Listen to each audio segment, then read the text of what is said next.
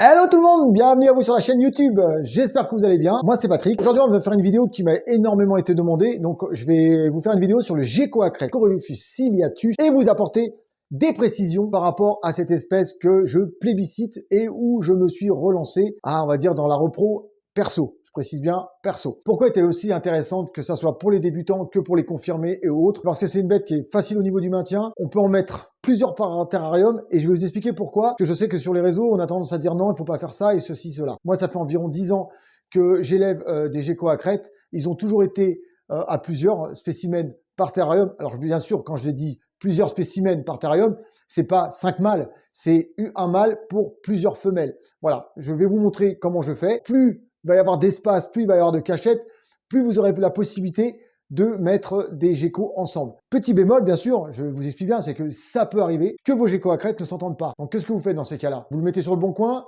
vous le donnez, vous le vendez? Non, faites comme moi, des terrariums d'avance, comme ça si j'ai une bête qui ne s'entend pas avec les autres, eh ben je la sépare. Ça vous évite déjà d'acheter entre guillemets une bête et vous allez avoir la grosse déception de vous en séparer parce que vous n'avez pas le terrarium d'avance. Parce qu'en général, quand on prend une bête, c'est qu'on a eu un coup de cœur dessus. Enfin, moi, c'est comme ça que je fonctionne, donc ça serait idiot de vous en séparer. Comme d'habitude, on met le petit pouce bleu, on le met tout de suite parce que c'est vrai qu'à la fin de la vidéo, quand on arrête, les gens n'y pensent pas. Et toi qui me regardes, tu n'y penses pas, et je peux comprendre. Le petit commentaire à la fin de la vidéo, par contre, si ça t'a plu, surtout, abonne-toi et la petite cloche pour être averti lors des prochaines sorties. J'ai un peu plus de temps, donc je vous fais un peu plus de contenu. J'espère que ça vous plaît. J'espère. De toute façon, je veux le voir dans les commentaires. Dis-le moi dans les commentaires si le fait est d'avoir plus de contenu en ce moment, ça te plaît. On va descendre d'un cran, je vais me mettre accroupi, je vais vous montrer ce que j'ai fait. Bon, ça faut savoir que le terrarium des geckos à crête que je vais vous montrer là, il va être entièrement refait à zéro. Et je me suis dit, qu'est-ce que je fais? Je raménage, je rajoute, ou j'enlève complètement ce qu'il y a dedans. Donc, ça y est, je me suis décidé, je vais entièrement l'enlever. Je vais tout remettre à neuf, les vitres à zéro, les vitres à neuf. Et je vais le refaire entièrement avec une technique que j'ai vue sur Internet, une technique assez simple, qui prend moins de temps, qui coûte moins cher, et le rendu est aussi beau, voire même peut-être plus beau.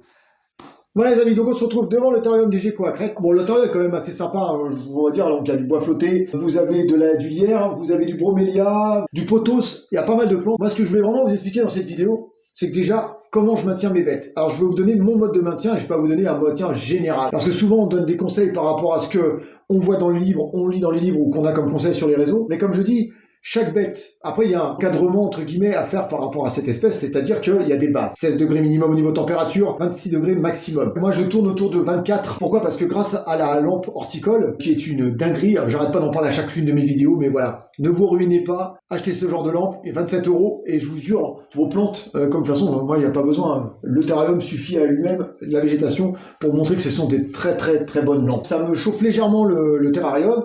Et la nuit, je suis à 21, 22 en moyenne à l'intérieur du terrarium. Parce que déjà, il est isolé. Il faut savoir que quand vous avez un terrarium en vitre, le problème, le froid est attiré, plaqué sur les vitres et ça se retransmet à l'intérieur du terrarium, ce qui peut être galère pour des bêtes. Et vous risquez de trouver des bêtes qui sont totalement amorphes, c'est-à-dire molles, très molles. Alors les couleurs que je vais vous montrer, c'est pas les couleurs que vous allez voir au niveau des phases que je vais vous donner. Pourquoi? Parce que la journée, les geckos à crête ont des couleurs très terne, que le soir quand ils sortent, les couleurs elles explosent. Je vous ai déjà fait des photos de mes bêtes le soir et je sais que vous avez kiffé, sans les stresser parce qu'il n'y a aucun truc.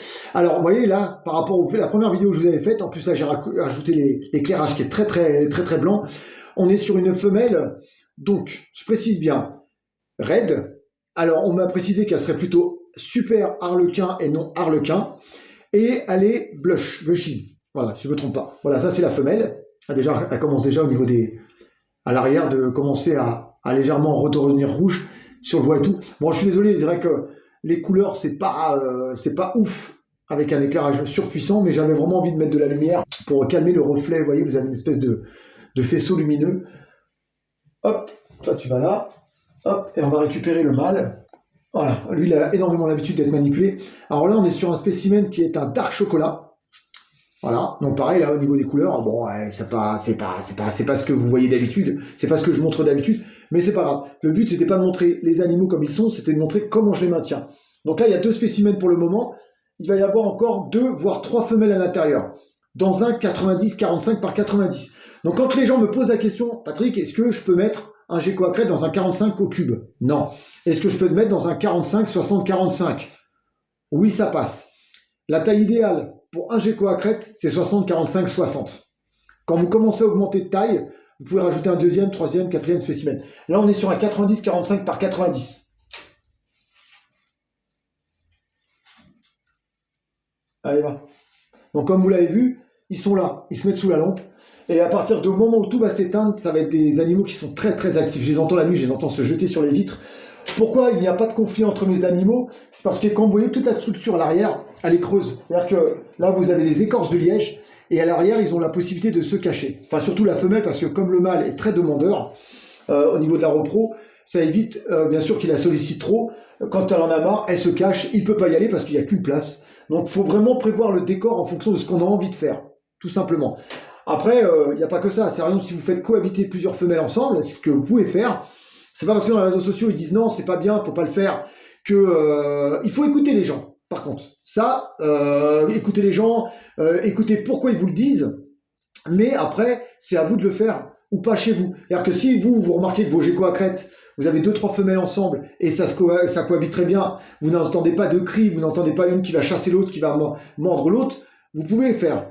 Si par exemple vous voyez qu'il y a des attaques constantes, qu'il y a une femelle ou autre qui est toujours en retrait, qui est cachée, qui sort pas et qui maigrit, là il faudra vous poser des questions. C'est pour ça que je dis terrarium supplémentaire. Si vous avez un doute là-dessus, prenez pas plusieurs spécimens dans un terrarium. Moi je le fais et ça fait plus de 10 ans, ça fait bien 10 ans au moins que je le fais. Je n'ai jamais eu de souci avec mes bêtes. Pourtant mes animaux ont été achetés dans des élevages différents. Je n'ai jamais eu de morsure, je n'ai jamais eu d'agressivité vers une de mes bêtes, à part le mâle quand il a envie de se reproduire. Il y a énormément d'observations, tout se fait dans l'observation. C'est pas parce qu'il y a quelque chose qui va fonctionner chez moi que automatiquement chez toi, ça va bien fonctionner. Fais un maximum de déco, un maximum de cachette. Comme ça, tes bêtes, il y a un moindre stress ou quoi que ce soit. Elles vont se mettre en sécurité à un endroit où elle ne sera pas accessible, ce qui, pour moi, est la meilleure des solutions. Ah, on passe à la nourriture. Alors, la nourriture, c'est une grosse polémique. Voilà, parce que moi, j'en entends de tout et voilà.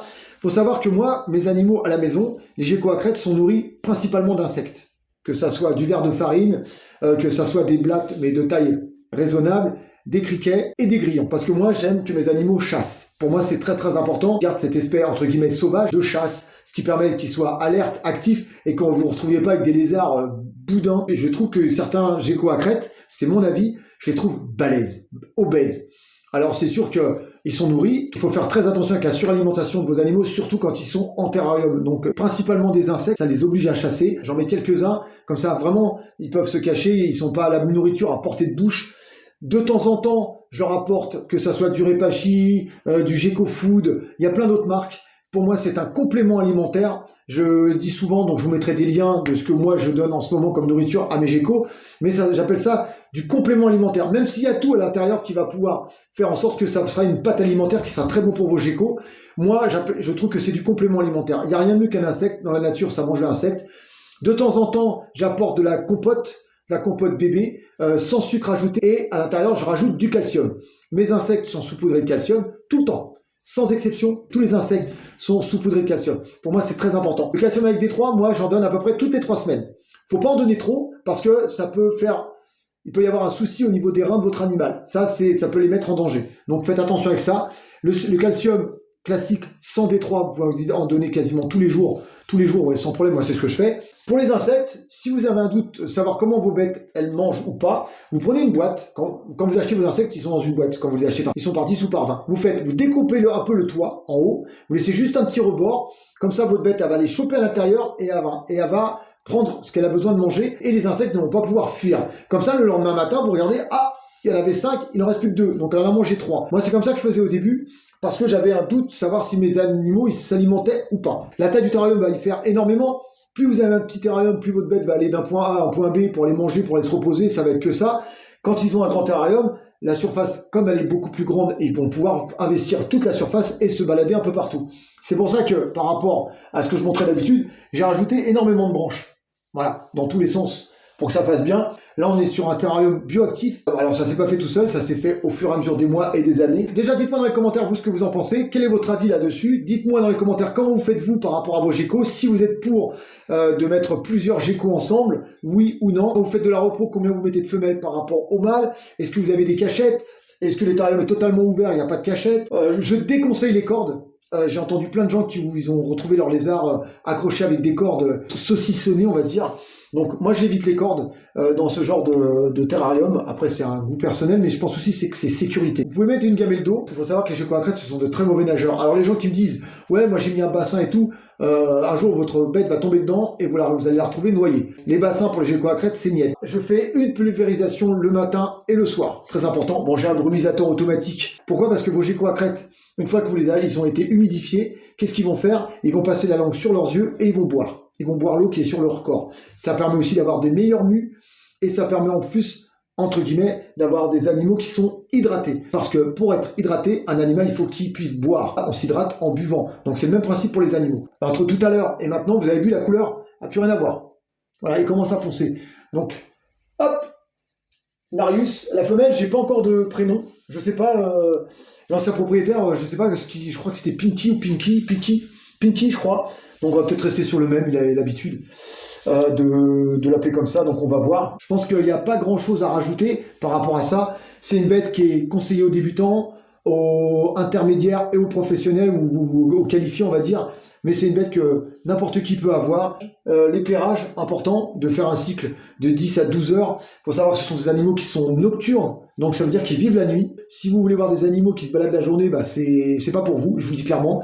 Ce sont des animaux qui vont principalement se balader la nuit. Donc certains éclairages et d'éclairage de nuit qui sont assez sympas, comme des veilleuses, qui permettent de ne pas stresser l'animal et vous pouvez voir l'animal la nuit. Donc c'est une bête qui est à la portée de tous. Donc profitez-en. Pensez aussi à l'abonnement, pensez à partager, pensez à cette petite cloche qui vous permet d'être averti lorsque je sors une nouvelle vidéo ou un message sur la communauté. Surtout le petit merci qui sert à sponsoriser, à aider la chaîne pour pouvoir acheter du matériel, tester et ainsi de suite. Moi je vous dis à bientôt pour de prochaines aventures. On est de plus en plus nombreux. Merci à vous, prenez soin de vous, prenez soin de vos bêtes, prenez soin de vos proches. Peace tout le monde, ciao ciao.